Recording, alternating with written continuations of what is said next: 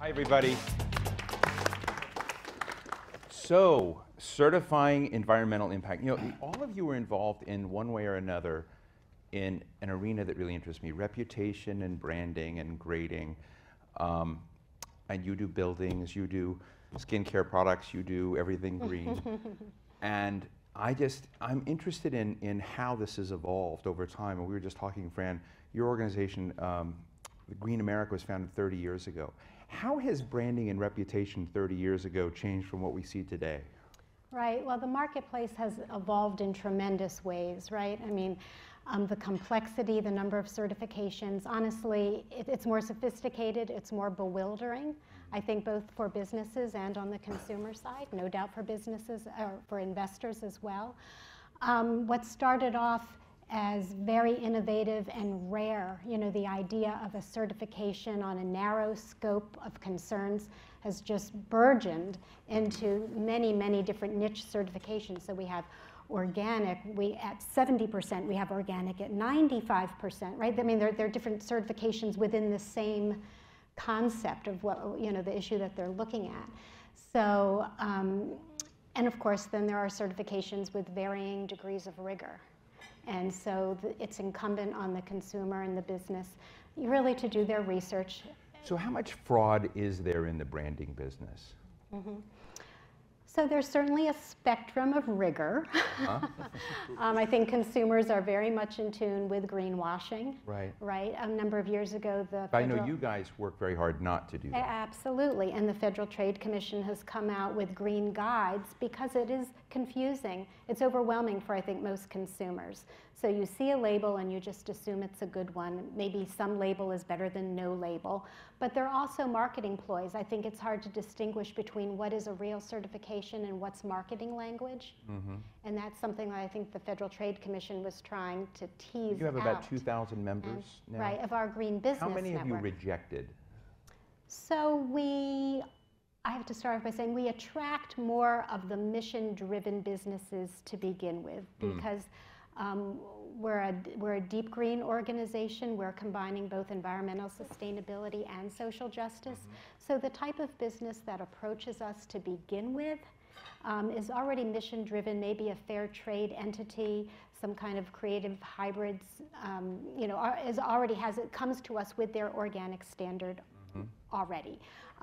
Or they're involved with LEED, or, you know, you can look them up on EWG's database. So we accept more than we reject, and those that we reject, we work with them, you know, have conversations so that they understand in their application process what are the steps they need to take. So it's an educational process to become more green. We invite them to come back and try again once they've made certain changes. Thanks. And Nneka, you do something that's completely, wildly incredible. For those of you who don't know, Nneka was one of the co-founders. She's really been one of the early stakeholders in Skin Deep. And as I understand it, you basically log and track the impacts. You brand and reputation 70,000 personal care products, right? Right. That's a lot. I mean, And I like to think I do it all myself, but I do not. But I do run the team that does it, and we rate personal care products based on the health hazards associated with the ingredients. And we have 70,000, like you said. The program was started. So shock us a little bit. Ago. What's the worst personal care product that we may be out there not knowing is really awful?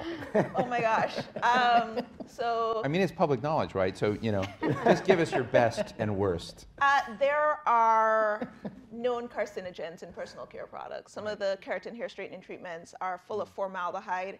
Formaldehyde, as you may know, is used to embalm bodies, dead bodies. So that's something you definitely want in your hair all the time.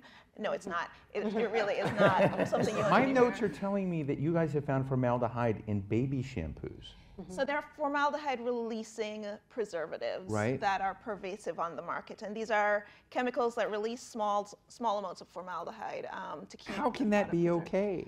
Well, you know, that's a great question, and we ask that question daily. We walk into our offices and we're just like, how can this be okay? And it's because the laws have not been updated for personal care products since the 1930s. And I like to think about all the things that have changed since the 1930s, and it seems like everything except for personal care products laws. And that's why we developed the EWG Verified program, which is our certification program. And as Fran mentioned, there's so many programs out there now. And what we tell consumers to do is really do your research and make sure that the certifier is transparent about their criteria, because transparency is what's of most importance. How do people, I mean, one, I'm fascinated by the fact that you're in this business, but how do people access your information? I mean, is this, I guess I've been unaware of Skin Deep and because I don't buy the personal care products. Yeah, no, I am. So, but if you're out there and you're going to go out to, buy some, I don't know, Redken shampoo or something, am I down on a slippery slope? Should I be, checking in? And I'm interested in how, when people get into that world that you're providing, when you've got so many products, does the grading system influence them? Are you able to create real economic penalties with your branding and real economic rewards? So that's a multifaceted question. How can you access it? There are many ways you can access Skin Deep. It's a freely available resource online. The website is ewg.org/skindeep. But there's also an app where you can scan the barcode of your product and the rating will come up if you want to do it at point of sale, or if you're just in your bathroom and you want to see what your Redken shampoo rates. Yeah. And the scoring system is a 1 to 10, and it has color codes, so it's green, yellow, red. Obviously, that's pretty intuitive. In the 14 years that Skin Deep has been around, there has been a great shift in the personal care product market, and we believe strongly, and we've heard from companies and consumers alike, that Skin Deep has, in part, played a role in that shift. We hear from companies all the time that their score in Skin Deep can affect their market. So we do believe that we've played a role. Do you work with them if they're failing and they come to you and say, hey? We work with companies routinely. That's a big part of our program. I help them do it. Yeah. And Ramesh, you've, I mean, not in any way, I'm sure everyone is shaping the environment, but it is amazing when I not only travel the United States, but travel around the world today, and you see LEED certification buildings, and so you've created reputation and branding of buildings like it is crazy now. How many projects do you have? 92,000 projects, 20 billion square feet around the world in 20 billion square feet. 167 countries. When are you going to run out of buildings?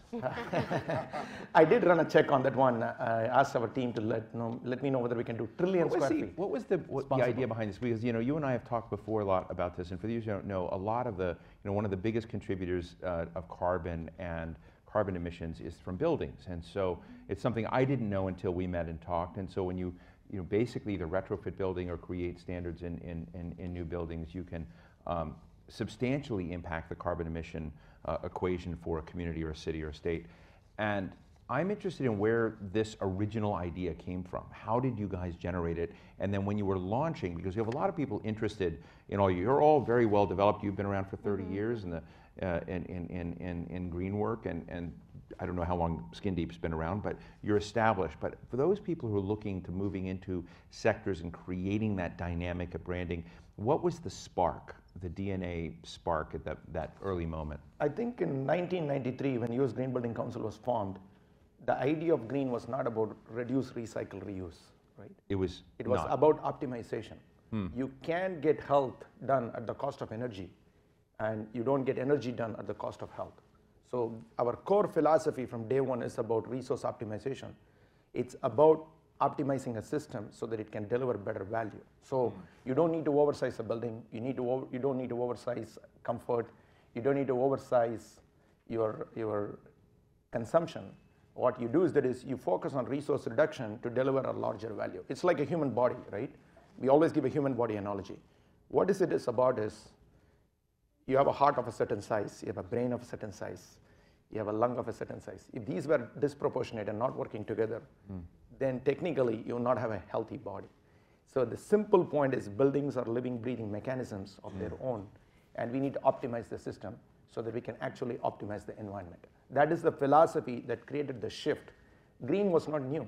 How you put together green and then introducing this concept of a nutrition label for a building is the fundamental trajectory of what I would call it as the new generation of green building, design, construction, and operations. As you were building out your own reputation on building the reputation of buildings, what was the hardest part of doing it? What were some of the speed bumps in success? I think the most important thing was LEED stands for Leadership in Energy and Environmental Design. That's our tool.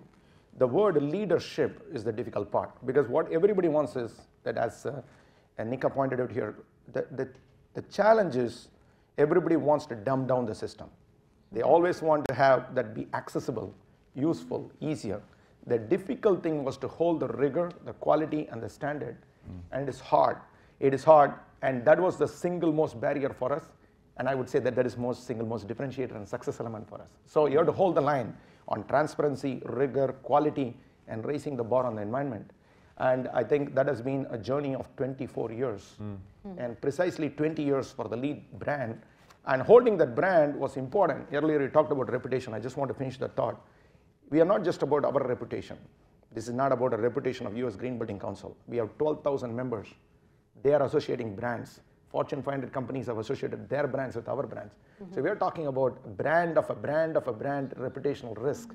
So if you put a building and said this is LEED building and this is a Dow Chemical headquarters or a Newseum headquarters, whatever that is, and if we actually didn't do a good job, then you know what happens from a reputational risk. And also it undermines all of our collective work. So that means it becomes a scandal, it becomes a conspiracy, and everybody starts doubting green and the environmental initiatives, which means we are diluting the ecosystem. So a reputation for us is all about rigor, quality, raising the bar, and transparency and governance. Nneka and Fran, what were your toughest moments, that where, I mean, I know it's hard to build these things out to be known as it, but what are some of the dark moments in your history? Well, I think just the challenge that you're referring to is not to succumb to pressure to be accessible to the broadest range. I mean, everybody wants some kind of certification, some kind of validation, some trust mark. And sometimes you do have to say no. And I think for me and our team, what's hardest is sometimes working with those businesses, as I mentioned, that are very mission driven. I mean, the impetus for the company was to fill some kind of social need in addition, it's people, planet, profit. They have that holistic look. That's their starting point for many of our companies. And when they don't meet the standard, working with them to try to figure out what they need to do, and it falls in their court. And sometimes, it takes a lot of time and a lot of work for them to be able to progress. We've had some discussion of B Corps here today. Are B Corps sort of automatic members? Do they get an easier We path? honor the standards of Right. LEED, EWG, Beat Benefit Corporations, the organic standard, GOTS, Blue Sign for apparel. I mean, yes, many of them that are already out there. We ask to see their certifications, and we accept those as well, so that we're aggregating the good work that's already been out there. Nneka, have you guys had any trouble as you've built out your stuff? Any challenges? Yeah, I think the challenge for us both with Verified and with Skin Deep in general is that we get pushback from the cosmetics industry or other industry, individuals who think that status quo is okay. That if we've been able to use these ingredients for hundreds of years, or since these products have been made, why is it a problem now?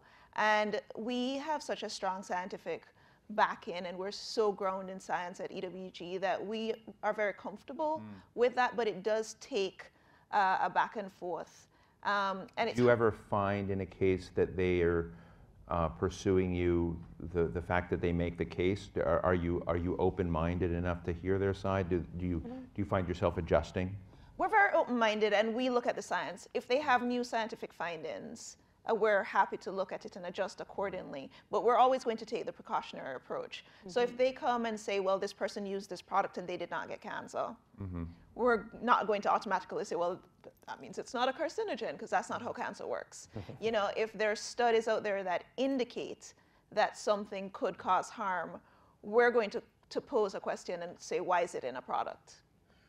Let me ask all three of you, if you were to take your methodology and framing outside, I know you do, to sort of a whole new terrain. If you're going to expand your business, say I'm going to go take off, to a new horizon, what would it be? What would be your next big thing that you would bring Green America to to sort of impact some arena that needs that kind of area. Have you thought about that? Sure. So currently we're certifying about 40 different industry sectors. Wow. But there are many more sectors out there. And so, right, with greater capacity and resources, we would like to be able to touch more companies with a higher level of specificity. So currently, if a company comes to us, as I said, that we have different criteria, so it's different for a cafe or a candle maker or a bank, right? And I think that level of specificity is really, really important. You do oil companies? And You have like good oil companies and there are bad certain oil? sectors that don't qualify Yeah. at all. Uh-huh. So the extractive industry there, right, exactly.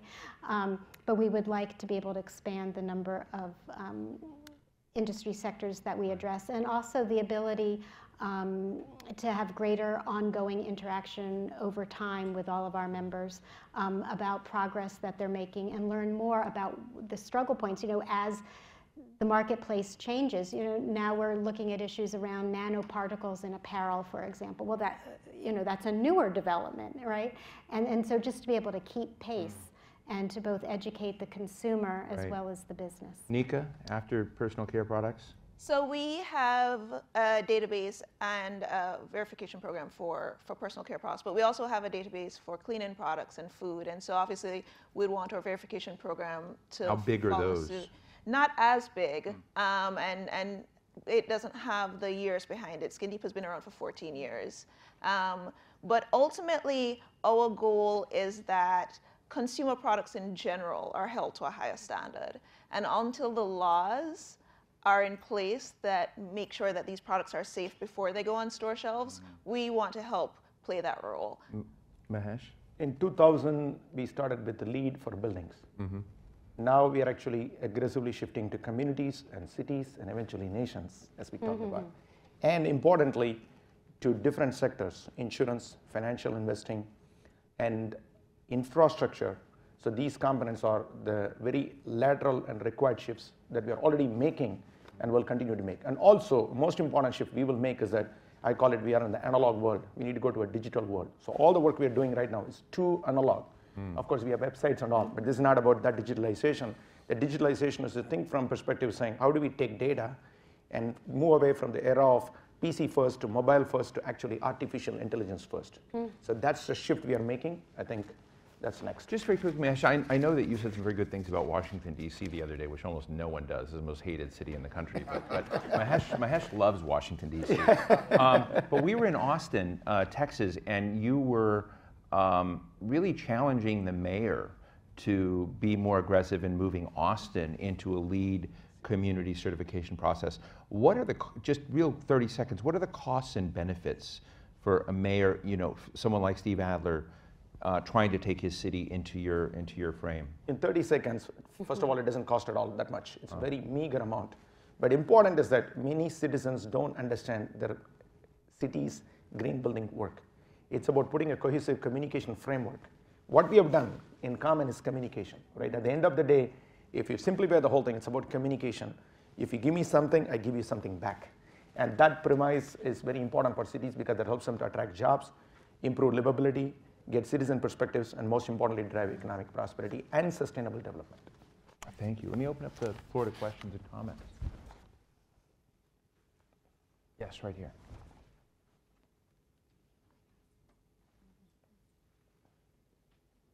Mark.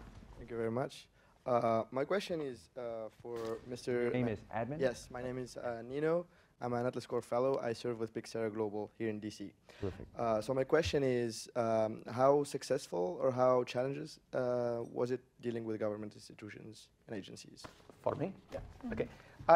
To be honest, for us, there are no challenges with the government. All around the world, governments do recognize sustainable development is a critical part of any social development. So right here in Washington, D.C., I used this example earlier. The good news is Washington, D.C. became the first LEED Platinum certified city in the world. Look at his enthusiasm. You got to love it with all the noise you hear on the tweets, right? So we're doing something right. And right after that, Washington, D.C. started a trend. So Phoenix became the next LEED Platinum city. Arlington County became the LEED Platinum city. And there are 20 more cities in the pipeline. So one. And here we are in the headquarters of GSA. GSA has done, I'll give you the stat, you'll love the numbers, 8,721 active assets, 376.9 million rentable square feet. That is leadership. And it is not tentative, it has gone through multiple years of evolution. So government is a leader, government is leading from the front. Yeah, government has challenges, and our collective job is to make it easy for them to actually give things back to us. So it's a great public-private partnership, but we also say it's a public-driven leadership to drive private leadership. So great success stories all around. Nneka, Fran, just really as we wrap this up, I'd like to hear, again, the comment on the government, because in one world you can imagine that you guys are adding on to areas the government doesn't do, and we have the FDA, we have regulators, we have branders in government, and are, is that just not working? Is that why you evolved as a market correction to the failure of government? Well, it's interesting. I think our perspective is that you need a variety of different actors that are pushing in the same direction. So government plays a role, companies play a role, consumers play a role, the nonprofit sector plays a role, scientists play a role. We all have to contribute. I mean, I think there's not one single entity that's going to get it right. We need a multi-stakeholder arrangement where we can continue to share intelligence and push for the best possible outcomes. And the emphasis that we like to put on is that for us, like the word green, it's always, always both environmental sustainability and social justice. And we need to get away from pitting the two against each other. Nneka, let me give you the final word. We try to work with government the best we can. We will call out the FDA or the EPA if they're not doing something to the standard that we think they should be, but we also bolster them when they are doing things well. The problem with our government is that it moves very, very slowly, and public health isn't waiting for government to move. So that's where we all step in.